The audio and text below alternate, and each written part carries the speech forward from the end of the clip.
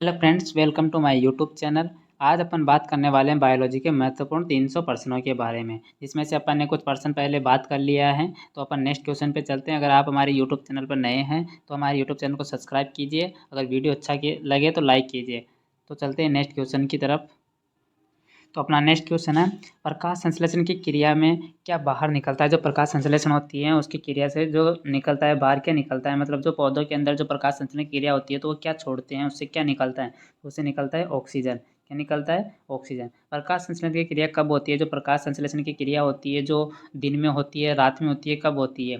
कि ये जो प्रकाश संश्लेषण जो क्रिया होती है वो दिन में होती है, क्योंकि दिन में ही प्रकाश प्रकाश संश्लेषण क्रिया होती है, रात में नहीं होती है। श्वसन मापन यंत्र क्या कहलाता है? जो श्वसन को मापने वाला यंत्र क्या बोला जाता है? उसे स्पायरोमीटर क्या बोला जाता है? स्पायरोमीटर। नेक्स्ट क्वेश्चन की तरफ चलते हैं।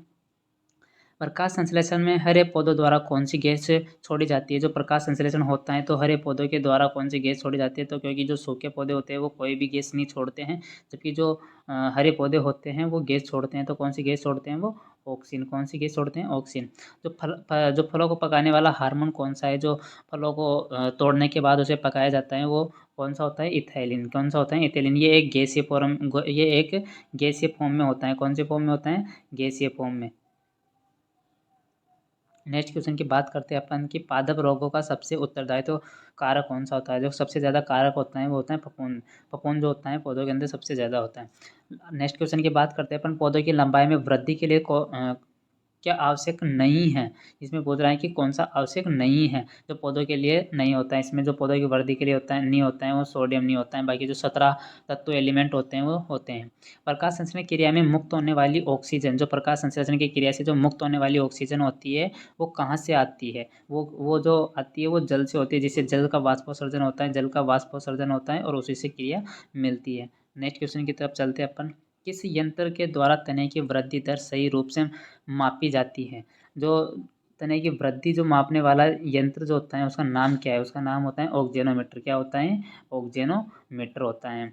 पेड़ों की पत्तियों में पाए जाने वाला हरा पदार्थ, जो पेड़ों की जो पत्तियां होती है उसके अंदर जो एक पदार्थ पाया जाता है वो हरा हरा, उसे क्या बोला जाता है? उसे बोला जाता है क्लोरोफिल। इसे इंग्लिश में बोले तो क्लोरोप्लास्ट। क्या बोलते हैं? क्लोरोप्लास्ट बोला जाता है। नेक्स्ट क्वेश्चन की तरफ चलते हैं अपन।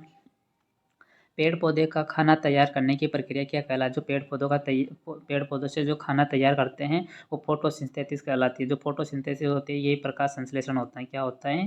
ये एक प्रकाश संश्लेषण होता है जिससे भोजन बनाते हैं, कि जिससे क्या होता है कि भोजन बनाते हैं।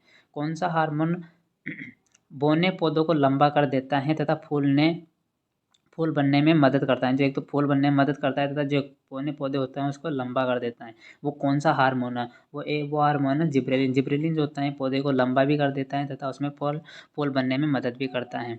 छुई मुई की पत्ती में गति कौन सी होती है? छुई मुई की पत्ती में गति यानी कि छुई मुई का पौधा वो होता है जिसे एक बार छूने पर वो मुरझा जाता है, उसे छुई मुई का पौधा बोला जाता है। जो छुई मुई का पौधा होता है उसे कौन सी गति कैसी होती है? उसमें पत्ती में गति कैसी होती है कंपानुकुचन। कौन सी होती है? कंपानुकुचन गति होती है।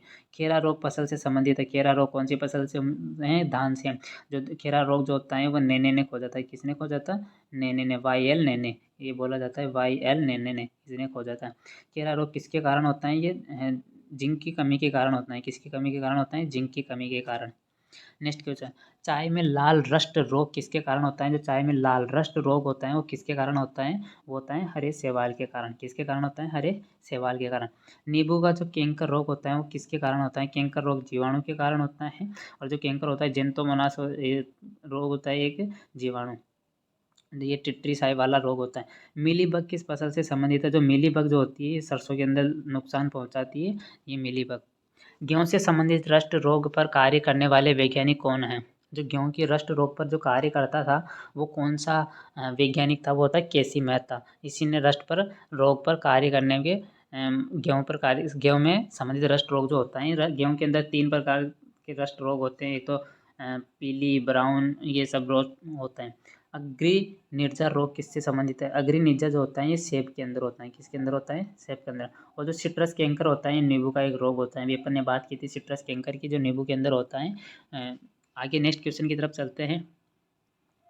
आलू में ब्लैक हार्ट का कारक कौन है? ब्लैक ब्लैक हार्ट का कारण जो होता है वो ऑक्सीजन की कमी से ब्लैक हार्ट होता है। इसे याद करने का तरीका होता है ब्लैक हार्ट मतलब कि हार्ट मतलब हृदय, हृदय की इसमें ऑक्सीजन से हार्ट सांसें चलती रहती है, तो इसी से अपन याद कर सकते हैं कि जो आलू का जो ब्लैक हार्ट होता है वो ऑक्सीजन की कमी से होता है। पादपों में बना खाद्य पदार्थ पौधे के विभिन्न अंगों में किसके द्वारा पहुंचता है? जो पादपों में बना खाद्य पदार्थ पौधों के विभिन्न अंगों में किसके द्वारा पहुंचता है? वो पहुंचता है फ्लोएम के द्वारा। और एक होता है जाइलम, एक होता है जाइलम और एक होता है जाइलम। जो जाइलम जो होता है ये पौधों के अंदर पानी को ऊपर ऊपर की तरफ लेके जाता है, पानी को जड़ क्षेत्र से पत्तियों की तरफ लेके जाता है।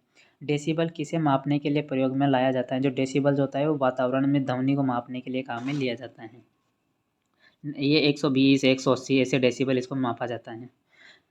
पादपों में जल तथा खनिज लवणों का संचालन किसके द्वारा होता है? जो पादपों में जल तथा खनिज लवणों का संचालन अभी अपन ने बात की थी जाइलम के द्वारा होता है इन सभी का। वंशागति के अध्ययन से संबंधित जीव विज्ञान की शाखा को क्या कहा जाता है? इसे बोला जाता है जेनेटिक्स। क्या बोला जाता है? जेनेटिक्स, जिसको अपन हिंदी में बोलते हैं आनुवांशिकी। नेक्स्ट क्वेश्चन, कि आनुवंशिकी का पिता किसे बोला जाता है? जिसे अपन बोलते हैं father of genetics. Father of genetics ये बोला जाता है मेंडल को, जिसका पूरा नाम जो होता है वो ग्रेगर जॉन मेंडल होता है। ग्रेगर जॉन मेंडल होता है। जो जीन सब का प्रतिपादन किया था वो जॉनसन ने किया था 1905 में। किसमें किया था? 1905 में। जो जीन्स किसके बने होते हैं? जो जीन्स होते हैं वो डीएनए के बने होते हैं। किसके बने होते हैं? जीन्स डीएनए के बने होते हैं। नेक्स्ट क्वेश्चन, प्रयोगशाला में सर्वप्रथम डीएनए का संश्लेषण किसने किया था? सबसे ज़्यादा पहले जो डीएनए का संश्लेषण किसने किया था? वो किया था खुराना साहब। इसका जो होता है हरगोविंद खुराना साहब ने किया था। किसने किया था? हरगोविंद खुराना साहब ने। किसके द्वारा आनुवंशिक विज्ञान की आनुवंशिकता कहा जाता है? जो किसके द्वारा आनुवंशिकता के विज्ञान को आनुवंशिकी कहा जाता है वो कहा जाता है वॉटसन के। नेक्स्ट क्वेश्चन होता है आनुवंशिकी उत्परिवर्तन क्या है? जो आनुवंशिकी उत्परिवर्तन जो होता है ये क्रोमोजोम होता है। क्या होता है? क्रोमोजोम।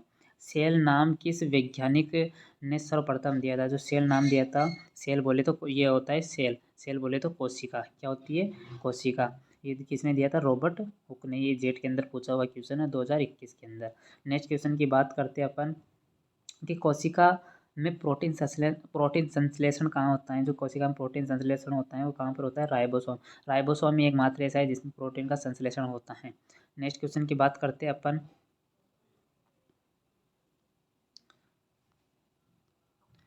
80% से अधिक सेल पाए जाने वाला पदार्थ क्या है? जिसमें 80% कोशिका पाई जाती है उसमें जल में सबसे ज़्यादा कोशिकाएं पाए जाते हैं।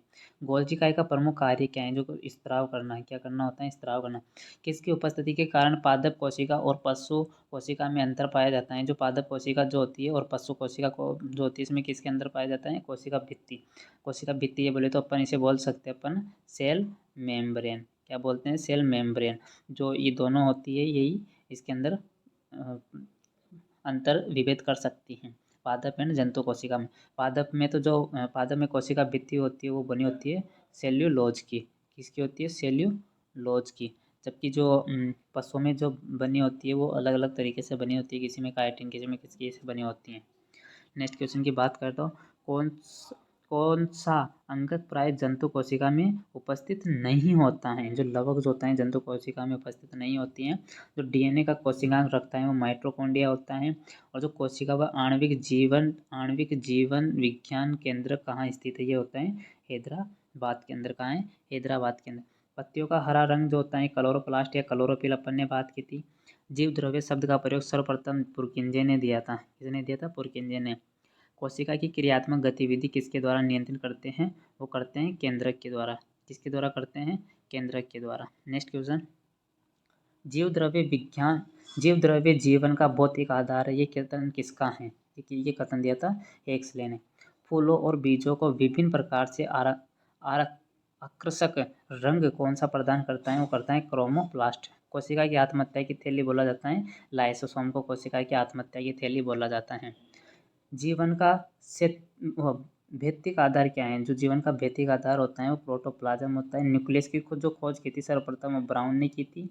माइटोकॉन्ड्रिया किसमें अनुपस्थित होता है? माइटोकॉन्ड्रिया एक जीवाणु में नहीं पाया जाता है, बाकी सभी में माइटोकॉन्ड्रिया पाया जाता है। आज की तो ये कैसी लगी हमारी क्लास? अगर वीडियो अच्छी लगी हो तो लाइक कीजिए, शेयर कीजिए एंड सब्सक्राइब कीजिए और धन्यवाद।